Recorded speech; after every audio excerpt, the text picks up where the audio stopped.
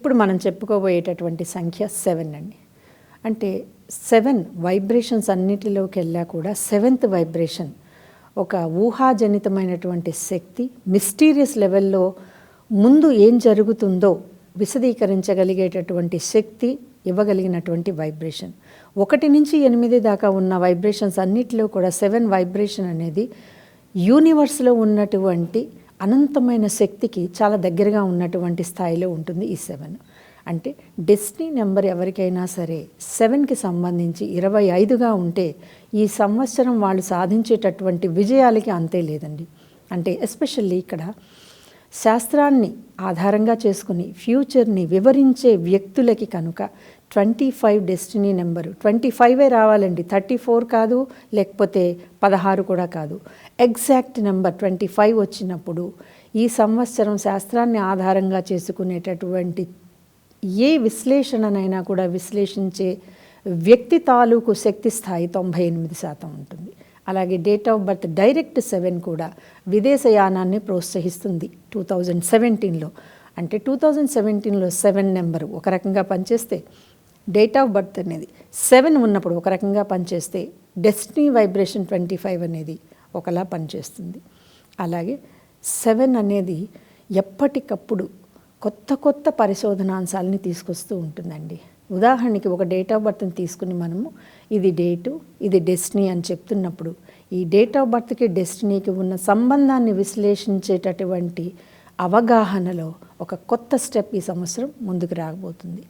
కేవలం ఒక date of బర్త్ని మనం తీసుకుని మీ లగ్నం ఏంటి, మీ నక్షత్రం ఏంటి, మీ రాశి ఏంటి, అండ్ 2017 ఎలా ఉంటుంది, మేబీ 2027 ఎలా ఉంటుంది, 2007 నుంచి 27 వరకు 7 ఎటువంటి ప్రభావాలను ఇవ్వగలిగింది అని చెప్పగలిగే శక్తి మాత్రమే కాదండి, ఇది చెప్పించుకోగలిగినటువంటి అవకాశాన్ని కూడా మనకి 7 వైబ్రేషన్ ఇస్తుంది.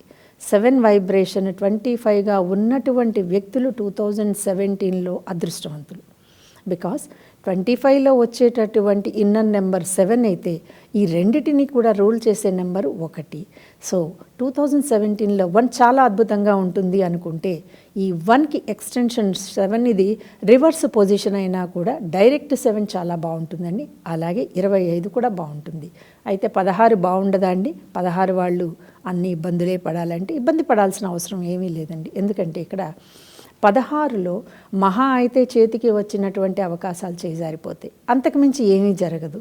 అలాగే 16 కలిగించేటటువంటి ప్రాణ నష్టం 2017లో కాస్త ఎక్కువగా ఉంటుందండి. అంటే ఈ కాంబినేషన్ వేరేగా ఉంటుందండి. ఆకాశ మార్గాల్లో ప్రమాదం కావచ్చు, నీళ్లలో ప్రమాదం కావచ్చు, రోడ్డు ద్వారా ప్రమాదం కావచ్చు, ఊహించని రీతిలో కూడా ప్రమాదం కావచ్చు, ఎలాగైనా తీసుకోవచ్చండి. ఈ ప్రమాదం అనేది 16 అని డెస్టినీ వైబ్రేషన్ వచ్చినా, డేట్ ఆఫ్ బర్త్లో ఉన్నా, లేకపోతే మంత్ మీరు డేటు కలిపితే 16 వచ్చినా కొంచెం ఇబ్బంది. 7లో ఎంత శక్తి ఉంటుందో అంతే ప్రతికూల శక్తి కూడా ఉంటుందండి. అంటే ఈ 2017లో 7, 25 కాకుండా 16 అనేటటువంటి నెంబర్తో ఉన్నటువంటి ఎవరైనా సరే, అది ప్రత్యేకించి చైనా అనే దేశానికి సంబంధించింది అయితే కనుక ప్రపంచాన్ని ఇబ్బంది పెట్టేటటువంటి సంఘటనలు 16 డెస్టినీ నెంబర్గా ఉన్నటువంటి చైనీయులు మాత్రమే చేయగలరు. ఇందులో ఇబ్బంది పడే దేశాల్లో భారత్ కూడా ఒకటి అంటున్నానండి. అంటే ప్రపంచంలో దాదాపు 70% దేశాలు చైనా తీసుకోబోయే నిర్ణయాలతోటి ఇబ్బందుల్లో పడటానికి అవకాశం ఉంది.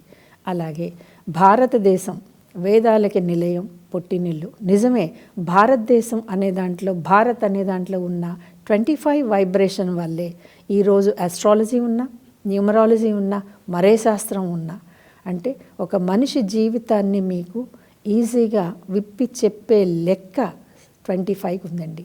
డైరెక్ట్ 7 వాళ్ళు ఈ సంవత్సరం అంతా కూడా ధనపరంగా, అలాగే ఆరోగ్యపరంగా, ఫ్యామిలీ పరంగా ఎటువంటి ఇబ్బందులకు లోను కారు.